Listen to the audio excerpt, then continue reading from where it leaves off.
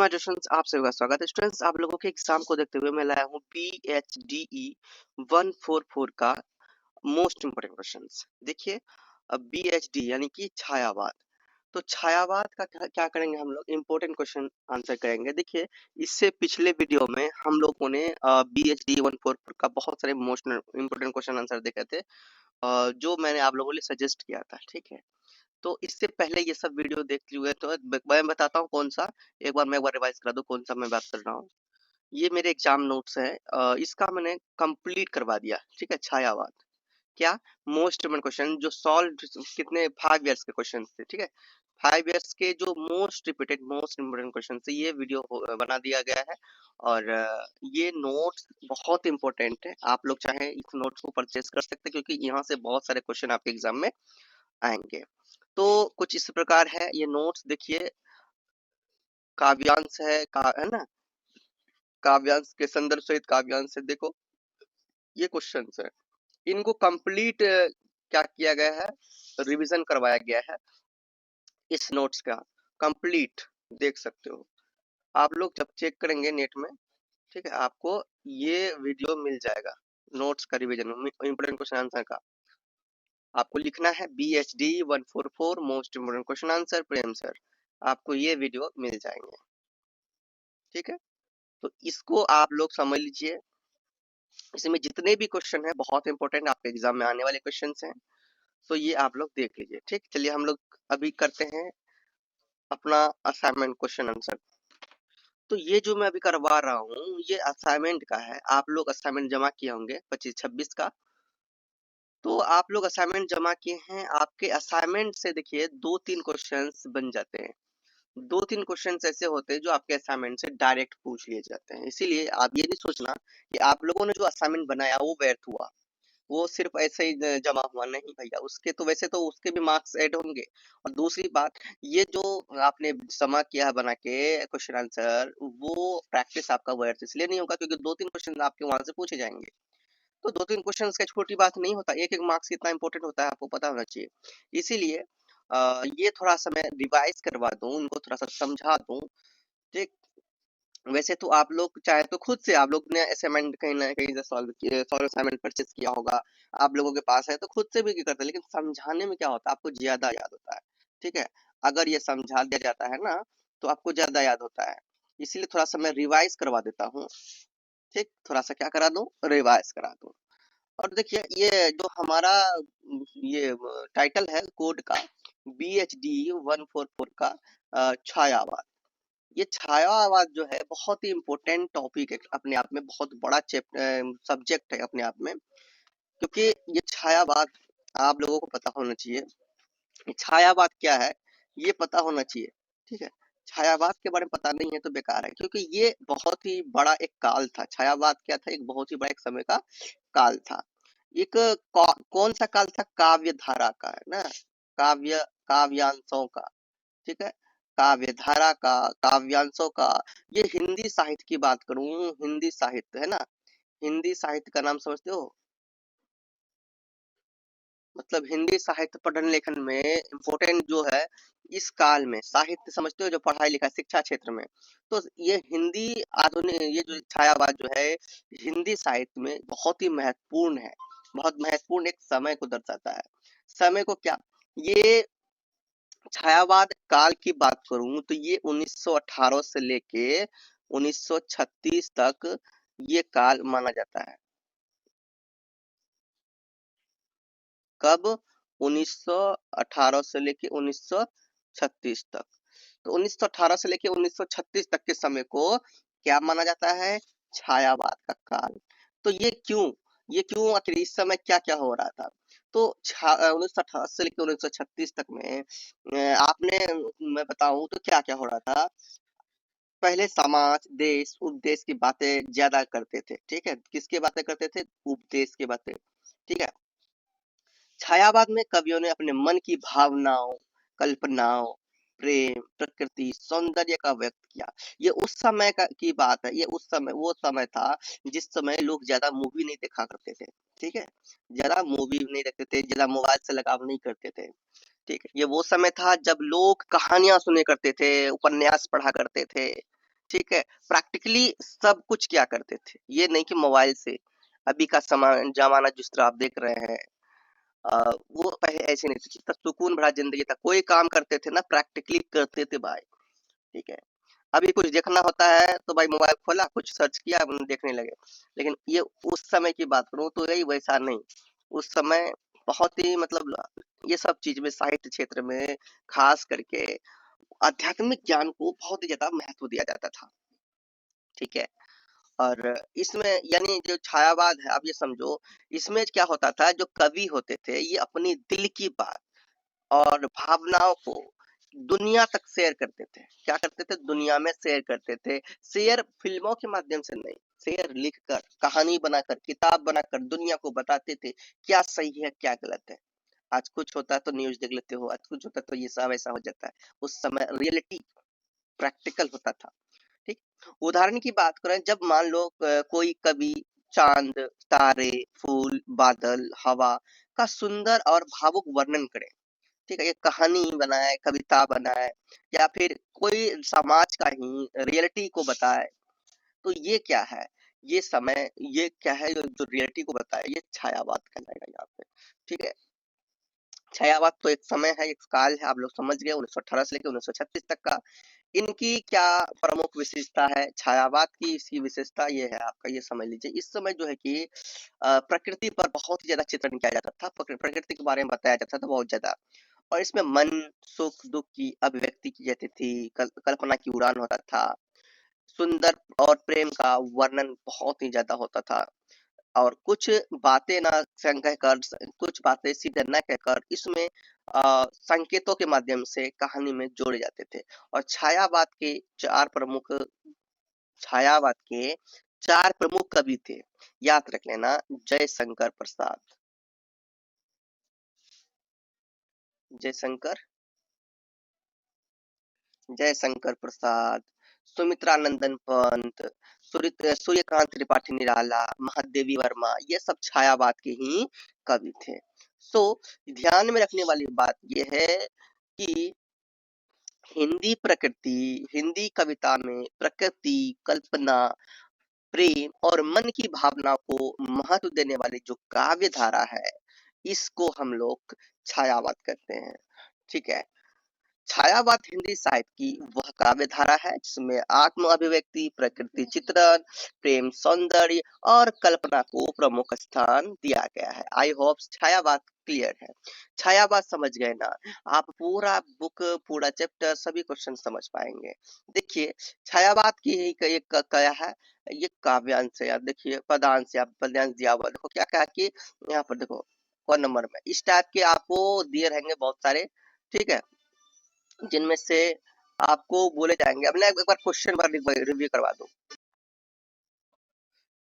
तो देखिए ये मैं आपको एक बार क्वेश्चन पेपर दिखाता हूँ, क्योंकि जो आपके पैटर्न है वो किस प्रकार रहने वाले हैं, किस तरह से आपके एग्जाम में क्वेश्चन पूछे जाएंगे।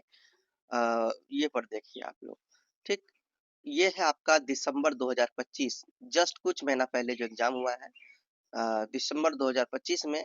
ये आपके क्वेश्चन किस प्रकार पूछे गए थे, ये सब आप लोग देखिए। यहाँ पे आपका छायावाद, इसका जो एग्जाम होता है स्टूडेंट्स, ये आपका 3 घंटे का आपका एग्जाम होता है, और इसमें अधिकतम मार्क्स 100 मिलते हैं।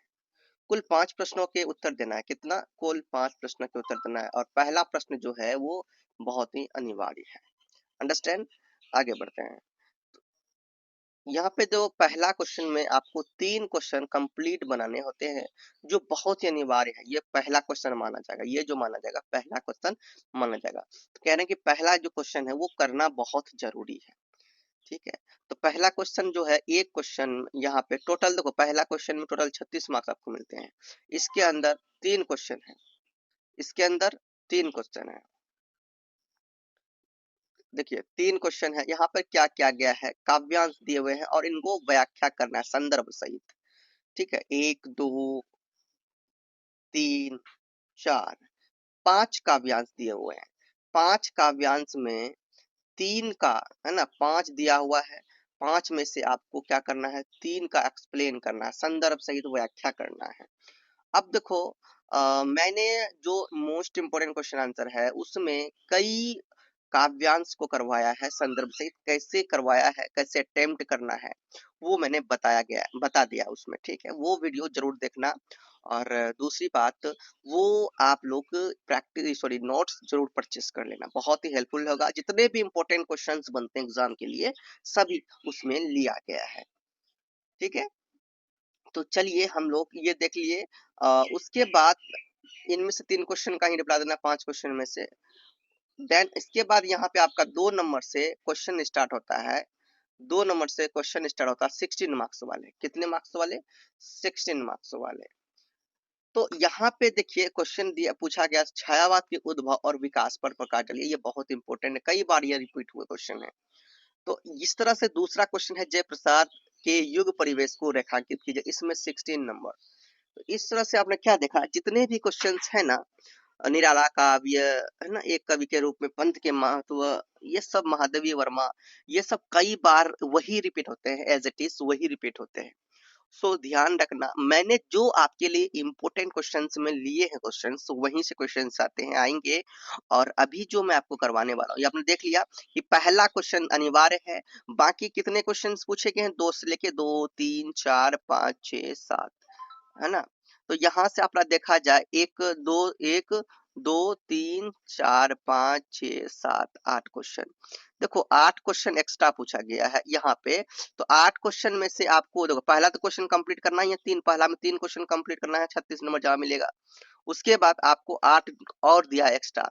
तो 8 में आपको कितने करने होंगे? 4 को करेंगे और इसमें 16 मार्क्स मिलेगा। 16 को 64, ठीक है, 64 ना। तो 64 नंबर यहाँ से मिलने वाला है चारों से। 8 में से सिर्फ 4 करना है। बताओ, कोई जो आपको अच्छा लगेगा वो 4 कर सकते हैं, बाकी 36 इधर ऊपर से और 4 ये। इस तरह से आपने देख लिया। चलिए अब हम लोग थोड़ा सा असाइनमेंट के जो क्वेश्चन है उनको रिवाइज करते हैं, क्योंकि इससे 2-3 क्वेश्चन आ जाते हैं।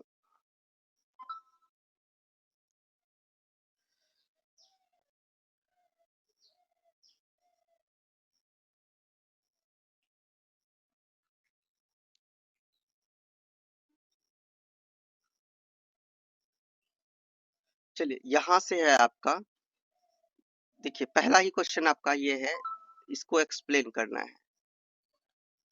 पहला क्वेश्चन आपके सामने देखिए है, मनन करावेगी तू कितना, ठीक है। मनन करावेगी तू कितना, उस निश्चिंत जाति का जीव, अमर मरेगा क्या, तू कितनी गहरी डाल रही नींव।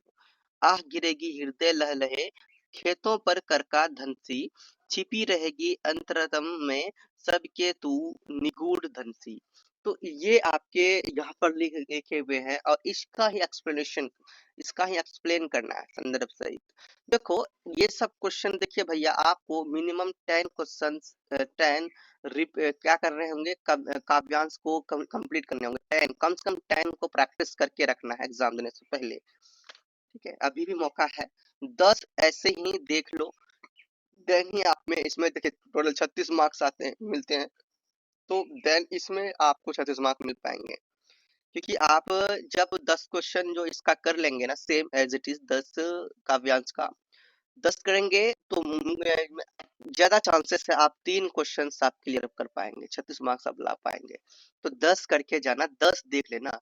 जो मैंने मोस्ट इम्पोर्टेंट क्वेश्चन आंसर का जो नोट्स बनाया है उनमें बहुत सारे क्वेश्चन इसको ऐड किया है। और ये अभी आपको कुछ दिखा रहा हूँ, यहाँ से टोटल 10 हो ही जाएंगे। इस तरह से ये सभी आप लोग जरूर देख लेना। तो इनका संदर्भ सहित व्याख्या, सबसे पहले संदर्भ।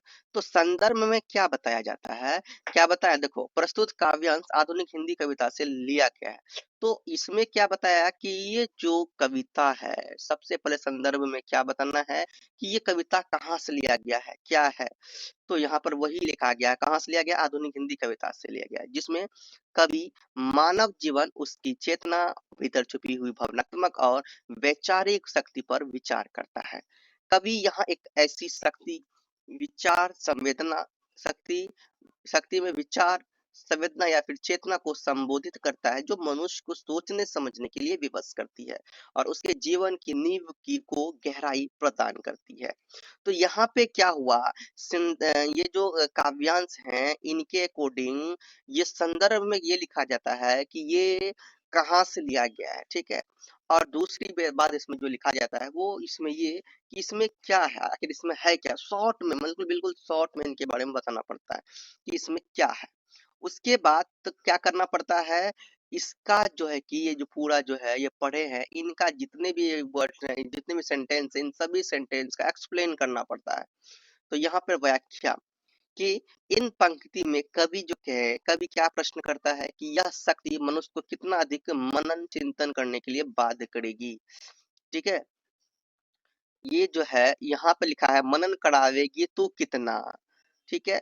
तो यहाँ पे क्या देखा कि यहाँ पे उसका मतलब ये देखा कि आ, यह शक्ति मनुष्य को कितना अधिक मनन चिंतन करने के लिए बाध्य करेगी। देखो उसका मतलब, कवि उस निश्चिंत और सहज जीवन जीने वाली जाति के बारे में सोचता है और पूछता है कि वह अमर है या फिर एक दिन नष्ट हो जाएगी, ठीक है। तो यहाँ पे आप देखते जाओगे, है ना, यहाँ पे ये उस निश्चिंत जाति का जीव अमर मरेगा क्या, ठीक है। तो ये सब इनका एक्सप्रेशन यहाँ पर क्या हो रहा है कि उस निश्चिंत और सहज जीवन जीने वाली जाति के बारे में सोचता है कि वो क्या अमर है या फिर एक दिन नष्ट हो जाएगा, है ना। इसके माध्यम से कवि मानव जीवन की निस्वार्थता, है ना, और उसके भविष्य को लेकर चिंता प्रकट करती है। कवि आगे क्या कहते हैं, कवि आगे कहता है कि यह चेतना या फिर विचार शक्ति मानव जीवन की नींव बहुत गहराई तक डाल रही है, अर्थात यह मनुष्य के व्यक्तित्व और समाज के निर्माण में महत्वपूर्ण भूमिका निभा रही है। कवि यह भी स्पष्ट करता है कि यह शक्ति बाहर से दिखाई नहीं देती बल्कि भीतर से ही मनुष्य के हृदय में छिपी रहती है, ठीक है। तो अब कहा जा सकता है अंत में कि इसकी तुलना खेतों पर गिरने वाले ओलो कारका धन से करता है, जो अचानक आकर हृदय को पीड़ा पहुंचा देती। यह शक्ति सबके अंतरम में छिपा हुआ यह गूढ़ धन है जो दिखाई नहीं देता लेकिन मानव जीवन को गहराई, संवेदना और दिशा प्रदान करता है। इस प्रकार कवि ने आंतरिक चेतना और विचार शक्ति के महत्व को प्रभावशाली रूप में व्यक्त किया। और देखिए स्टूडेंट्स, 12 जो कि मार्क्स के क्वेश्चन है, एक तो 12 मार्क्स के लिए आपको कितने पेज लिखने हैं, 2.5 पेज से 3 पेज कम से कम लिखना है, 2.5 से 3 पेज। इनका जो एक्सप्लेन करोगे 2.5 से 3 पेज में कर सकते हो, ना 2.5 तो 2 पेज में, कम से कम 2 पेज में आपको कम से कम करने होंगे, ठीक है। तो ये देख लो, एक्सप्लेनेशन 2 पेज में कम से कम लेके जाना है, थोड़ा सा हटा हटा के साफ सुथरा लिखना है। दूसरा है दिवसावसन, ठीक है। दिव सावसान का समय मेघमय आसमान से उतर रही है, वह संध्या सुंदरी पड़ी सी धीरे धीरे तिमिरांचल में चंचलता का नहीं कहीं आभास, मधुर मधुर है दोनों उसके अधर किंतु गंभीर नहीं उनमें हास विलास, ठीक है। तो ये कहाँ से लिया गया है ये भी देखिए। प्रस्तुत काव्यांश छायावाद के प्रमुख कवि सुमित्रा नंदन पंत द्वारा क्या है लिखा गया है, रचित कविता है। कवि किससे लिया गया भैया, ये संध्या से लिया गया है। इस कविता में कवि ने संध्या के प्राकृतिक सौंदर्य का मानवीकरण करते हुए, किसके बारे में, प्राकृतिक सौंदर्य कौन सा, संध्या का, ठीक है, शाम का। कवि प्राकृतिक सौम्य शांत और गंभीर रूप को अत्यंत भावनात्मक शैली में प्रस्तुत करता है। अब इनकी व्याख्या, इन पंक्तियों में कवि संध्या समय के प्राकृतिक दृश्य का अत्यंत मतलब समय का शाम के समय का ये प्राकृतिक चित्रण करता है। इस दिन के समाप्त होने पर जब आकाश में आकाश जो है कि मेघों से ढका होता है, जब संध्या मानो आकाश से धीरे धीरे पृथ्वी पर उतरती हुई एक सुंदर परी प्रतीत होती है। चारों ओर अंधकार फैलाने वाले अंधकार फैलने लगता है, किंतु इस अंधकार में किसी प्रकार की चंचलता या फिर अशांति नहीं होती है बल्कि एक गहन शांति व्याप्त है। आगे कहता है कि संध्या के अधर मधुर है, अर्थात वातावरण में कोमलता और सौंदर्य की है, परंतु उनमें हंसी ठिठोली या फिर चपलता नहीं है। यह संध्या गंभीर, शांत और गंभीर भाव लिए गए हैं। इसके संध्या का स्वरूप सौम्य, रहस्यमय और आत्मचिंतन को प्रेरित करने वाला बन जाता है। कवि ने संध्या को मानवीय गुण देकर उसके सौंदर्य और भावनात्मक गहराई को प्रभावी ढंग से व्यक्त किया है। ये है इसीलिए मैं कह रहा हूँ थोड़ा सा आपको कम से कम 10 ना ये से रिपीट क्या किया, रेडी कर लीजिए, 10 रेडी कर लीजिए जो मैंने मोस्ट क्वेश्चन लिया है, नोट्स में लिया है, और जो असाइनमेंट के हैं इन सभी को क्या कीजिए, अच्छा से तैयार कर लीजिए, जितना जल्दी हो सके देख लीजिए, इनके बारे में समझ लीजिए ताकि आप एग्जाम में ना फंसे। उसके बाद का नंबर ये है, तो आप वीडियो को रोककर ये जो मेरा एक्सप्लेनेशन है असाइनमेंट के, इसे आप लोग देखिए, समझने का कोशिश कीजिए, ठीक है। आंसर क्वेश्चन देखो, ये क्वेश्चन है, जाग तुझे तुझको दूर जाना, जाग तुझको दूर जाना, ठीक है। चीर से जगा के उनिंदी आज कैसा व्यवस्था बना। देखो ये वाला जाग तुझको दूर जाना कई बार रिपीट हुए क्वेश्चन है, इन्हें बहुत जरूरी है देख लेना। तो आप लोग क्या कीजिए, आप लोग मेरे जो अभी असाइनमेंट हैं इनसे आप लोग वीडियो रोक कर समझ लीजिए, क्योंकि देखिए आप लोग कहाँ से लिए थे, नहीं लिए थे, कहाँ से परचेज किए थे असाइनमेंट मुझे नहीं पता, वहाँ पे किस तरह का लैंग्वेज था, लेकिन इतना पता है कि मैं जो यहाँ पे क्वेश्चंस लिया हूँ ना, वो बहुत ही, सॉरी, मैंने जो एक्सप्लेनेशन किया है असाइनमेंट का बहुत इजी लैंग्वेज में यहाँ पर किया है, आंसर दिया है। सो उसके बाद आप यहाँ देखिए खंड ख स्टार्ट होता है, 500 शब्दों में लिखने के लिए कहा गया है। देखो 16 मार्क्स के यही आते हैं ना, 16 मार्क्स के आते हैं, 16 मार्क्स के लिए कम से कम आपको 400 4 पेज लिखना है, कम से कम 4 पेज, ठीक है। क्वेश्चन नंबर 2 है, छायावाद की अंतर्वस्तु पर प्रकाश डालिए। छायावाद की अंतर्वस्तु, छायावाद आपको पता है, अभी बताए थे। छायावाद हिंदी साहित्य का एक प्रमुख और प्रभावशाली काव्य आंदोलन है जिसका विकास 20वीं शताब्दी के प्रारंभिक वर्षों में, जैसे कि 1918 से लेके 1936 में हुआ। इसे हिंदी कविता का स्वर्ण युग है ना, हिंदी कविता का कौन सा युग माना जाता है भैया, छायावाद को स्वर्ण युग माना जाता है। छायावाद केवल काव्य शैली नहीं बल्कि एक विशिष्ट काव्य दृष्टि और जीवन दर्शन है। इसकी अंतर्वस्तु में मानव मन की सूक्ष्म भावनाएं, आत्मानुभूति, प्रकृति प्रेम, रहस्यवाद और आध्यात्मिक चेतना प्रमुख रूप से समाहित है। छायावाद की अंतर्वस्तु का मूल केंद्र व्यक्ति की आत्मा है। इस काव्यांश में, काव्यधारा में कवि बाह्य संसार बाहरी संसार से अधिक अपने अंतर जगत की अनुभूति को महत्व देता है, ठीक है। बाकी तो वीडियो को रोक कर इसे आप लोग पढ़ने की कोशिश कीजिए, बहुत इजी लैंग्वेज में है। बस मैं आपको एक बार रिवाइज कराने आया हूँ, मैं आपको दिखाने आया हूँ, ये बताने आया हूँ भैया कि आपके असाइनमेंट से भी क्वेश्चन आते हैं, आप लोग मेरा आंसर जरूर देखिए, समझ में आएगा। उतना टाइम नहीं है, मैं सारा एक्सप्लेन नहीं कर पाऊंगा अभी, क्योंकि इसका ऑलरेडी वीडियो बन चुका है, वहां से आप लोग समझने की कोशिश कीजिएगा। ये देख लीजिए, दूसरा क्वेश्चन है, जय प्रसाद के काव्य में नारी भावना के सौंदर्य को स्पष्ट कीजिए। हिंदी का छायावाद के प्रमुख स्तंभ जयशंकर प्रसाद के काव्य में नारी भावना का सौंदर्य अत्यंत गरिमामय, कोमल और उदात्त रूप में प्रकट होता है। उनके काव्य में नारी केवल सौंदर्य की वस्तु नहीं बल्कि संवेदना, त्याग, शक्ति और करुणा, आध्यात्मिक चेतना की सजीव प्रतीक है।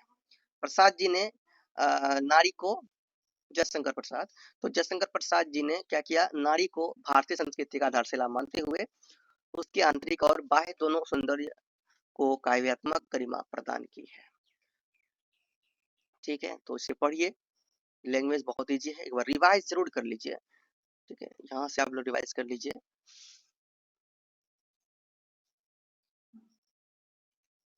क्वेश्चन नंबर 4 है आपके सामने, निराला के काव्य में सांस्कृतिक और सामाजिक नवजागरण पर चर्चा कीजिए।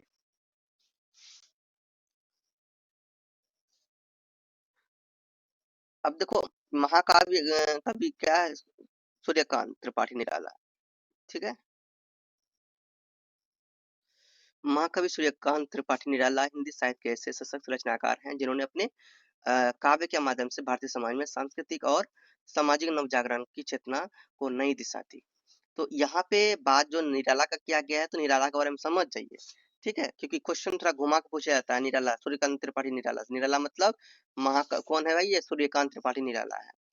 तो आप लोग थोड़ा समझने की कोशिश कीजिए, ठीक है। तो आप लोग यहाँ देख लीजिए, ये इन्होंने क्या नवजागरण चेतना की को नई दिशा दी, सांस्कृतिक और सामाजिक नवजागरण। तो वे छायावाद के प्रमुख स्तंभ होने के साथ साथ जो सूर्यकांत त्रिपाठी निराला है, क्या है भाई, छायावाद के प्रमुख स्तंभ माना जाता है। तो ये उनके साथ साथ क्या है, उसके बंधनों को तोड़ने वाले कवि भी थे। उनका काव्य केवल सौंदर्य और भावना तक सीमित नहीं था, बल्कि उसमें सामाजिक उनके जो काव्य होते थे वो सामाजिक यथार्थवाद, विद्रोह, मानवतावाद और सांस्कृतिक आत्मबोध की गहरी अभिव्यक्ति मिलती है। मतलब वो समाज के बारे में, सामाजिक संस्कृति के बारे में बहुत अच्छा से एक्सप्लेन करता है। ठीक है, उन्होंने किया है। तो निराला के काव्य में सांस्कृतिक नवजागरण का सबसे महत्वपूर्ण पक्ष भारतीय संस्कृति की पुनर्प्रतिष्ठा है। वे पाश्चात्य प्रभाव के अंधानुकरण के विरोधी थे, परंतु आधुनिक चेतना के क्या थे, समर्थक थे। उनकी कविताओं में वेद, उपनिषद, रामायण, महाभारत और भारतीय दर्शन की गूंज सुनाई देती है ना। तो आप लोग थोड़ा सा रुक के पढ़िए।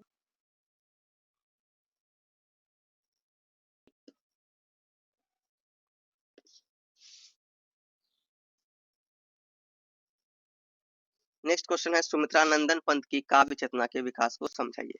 सुमित्रानंदन पंत के हिंदी साहित्य क्या थे? छायावादी युग के प्रमुख स्तंभों में से ये भी एक थे। उनकी काव्य चेतना का विकास एक दृढ़ और क्रमिक प्रक्रिया के रूप में दिखाई देता है, जिसमें सौंदर्य बोध, प्रकृति प्रेम, मानवतावाद, प्रगतिशील चेतना और दार्शनिक दृष्टि का समन्वय मिलता है। पंत का काव्य केवल भावुकता तक सीमित नहीं रहा, बल्कि समय के साथ उसके जीवन, समाज और मानव मूल्यों की गहरी समझ विकसित हुई। उनके काव्य विकास को मुख्यतः 3 चरणों में समझा जा सकता है। प्रारंभिक छायावादी चरण, दूसरा मानवतावादी चरण, है ना? प्रगतिशील चरण और तीसरा दार्शनिक आध्यात्मिक चरण। इसे थोड़ा पढ़ लीजिए रोककर। चलिए, उसके बाद आपका यहाँ पर खंड ग आता है। उसके बाद क्या आता है? खंड ग।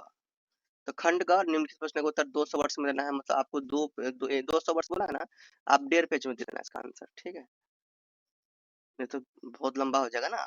तो चलिए, इसमें क्या है, महादेवी वर्मा के काव्य संदर्भ पर चर्चा कीजिए। वैसे तो 200 मार्क्स के कोई भी क्वेश्चन, सॉरी, दो 200 वर्ष वाले कोई भी क्वेश्चन आएंगे ही नहीं, ध्यान रखना। उनके काव्य में कोमल भावनाएं, गहन वेदना और आध्यात्मिक चेतना का सुंदर समन्वय मिलता है।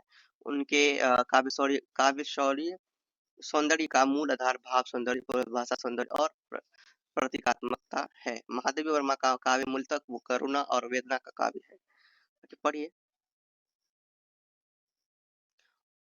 नेक्स्ट क्वेश्चन है, जयशंकर प्रसाद के काव्य इतिहास एवं संस्कृति पर संक्षेप में चर्चा कीजिए। तो वीडियो को रोक कर आंसर देख लीजिए। 8 नंबर है, सूर्यकांत त्रिपाठी के रचना विधान को समझाइए।